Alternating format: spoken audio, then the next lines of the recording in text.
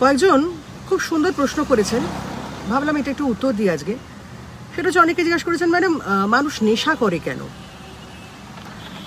দেখুন, নেশা হচ্ছে বদ অভ্যেস, সেটা সবাই জানে। খারাপ জিনিসের প্রতি মানুষের অ্যাট্রাকশনটা বেশি, খারাপ কথার দিকে মানুষের অ্যাট্রাকশন বেশি।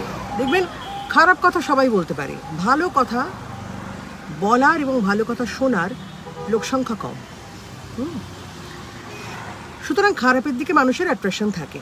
এবার সেটার পেছনে সে নানা রকম কারণ বানায়।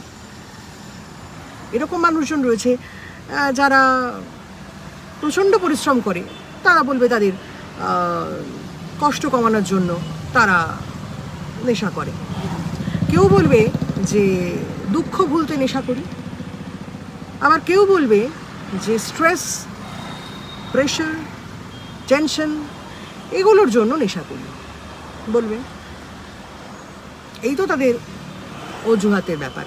কিন্তু এগুলো ছাড়াও যাদের সব কিছু আছে, নেম, ফেম, বিশাল ব্যাংক ব্যালেন্স, সমস্যা কোথাও নেই, কিন্তু অথচ তারা নেশা করে। এই সব কিছুর কারণ কি জানেন? সব কিছুর কারণ হচ্ছে তাদের মানসিক শান্তিটা নেই। যাদের যা যা প্রবলেম আছে সেখানেও নেই, যার সব কিছু আছে তার মানসিক শান্তি নেই। একটা খুব সুন্দর কথা রয়েছে গীতায়, জানেন? সেটা হচ্ছে শ্লোক, বন্ধু আত্মা আত্মনঃ তস্য অনাত্মনঃ তু শত্রুত্বে।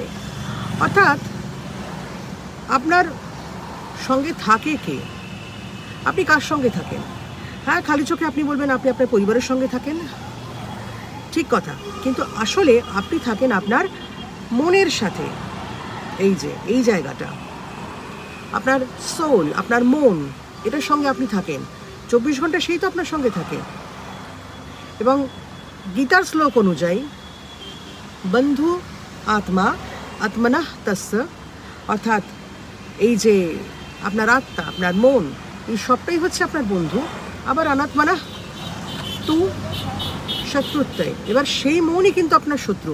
কেন? দেখুন, কোনো একটা ভালো কাজ যখন আপনি করতে চিন্তাভাবনা করছেন, সেটা যখন কমপ্লিট করতে পারছেন, অর্থাৎ আপনার মনের ইচ্ছে আপনি সেটা কমপ্লিট করতে পারছেন, মন আপনাকে সেদিকে চালিত করছে, আপনার সেই সাবকনশিয়াস মাইন্ড, আপনার মাইন্ড আপনাকে চালিত করছে যে আমি পারবো, পারতে আমাকে হবে, পেরে যান।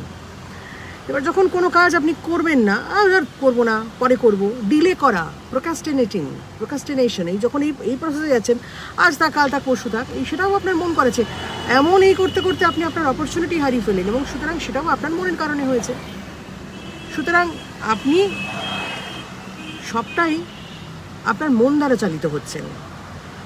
হ্যাঁ, যেখানে আপনার মন আপনার শত্রু হয়ে যাচ্ছে, সেখানেই আপনি এই সমস্ত খারাপ জিনিসপত্রগুলো আকর্ষণের দিকে এগিয়ে যাচ্ছেন।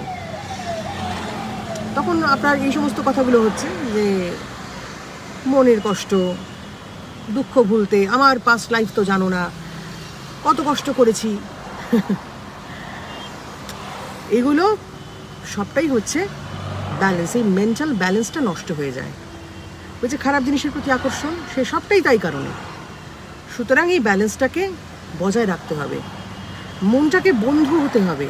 না, তার মানে কি এটা যে সারাক্ষণ কোনো কাজ আমাকে করে যেতে হবে, আমার কোনো রকম ব্রেক নেই, আমার কোনো ইচ্ছে নেই? না না না না না, ইচ্ছে হওয়া এক জিনিস, মনকে শত্রু বানানো আর এক জিনিস। আজকে আমার কোনো কিছু ইচ্ছে না করতে পারে, আজকে আমার ইচ্ছে করতে পারে আমি আজকে একটা রোল খাবো, খেতেই পারি, আমার ইচ্ছে হয়েছে, মানুষের ইচ্ছে। কিন্তু এই ইচ্ছেটা যদি রোজ হতে থাকে, রোজ আমি জাঙ্ক ফুড খাবো, রোজ আমি এটা করবো, তখন এই মন হবে আপনার শত্রু। একদিন দুদিন ইচ্ছে করতে পারে, আজকে যাই বেরিয়ে আসে, কিন্তু রোজ যদি বেড়ানোর তাল থাকে, রোজ আপনার সিনেমা দেখতে ইচ্ছে করছে, সেটা হয়ে যাবে আপনার পক্ষে খারাপ জিনিস। সুতরাং এই ব্যালেন্সটা যখনই নষ্ট হয়ে যায়, তখনই মন শত্রু হয়ে যায়। সুতরাং আপনার যদি কিছু না থাকে, বা স্বল্প কিছু থাকলো, তাতেও যদি আপনি নিজেকে ভালো রাখতে জানেন এবং আপনার মন ভালো, আপনি আনন্দ করে সেটা এনজয় করতে জানেন, তাহলে আপনার আর এইসবগুলো লাগবে না। আর যা সব কিছু ঠিক আছে, সমস্ত কিছু, নেম, ফেম, এক্ষুনি বললে পয়সা আসছে, এই পয়সা খরচ করা, দামি গাড়ি, দামি বাড়ি, সেখানেও যদি আপনার মনের শান্তি ঠিক না থাকে, ব্যালেন্স যদি না থাকে, চারপাশ যদি ঠিক না লাগে আপনার, অত কিছু থেকেও নাই থাকা হবে। সুতরাং সেইটাই হচ্ছে মেন কারণ। আজ এই মনকে শত্রু বানাবেন না, মন আপনার বন্ধু হয়ে উঠুক। আর সব থেকে বড় কথা, আপনি মনকে চালিত করুন। মন আপনাকে চালিত করলে খুব মুশকিল। ভালো থাকুন।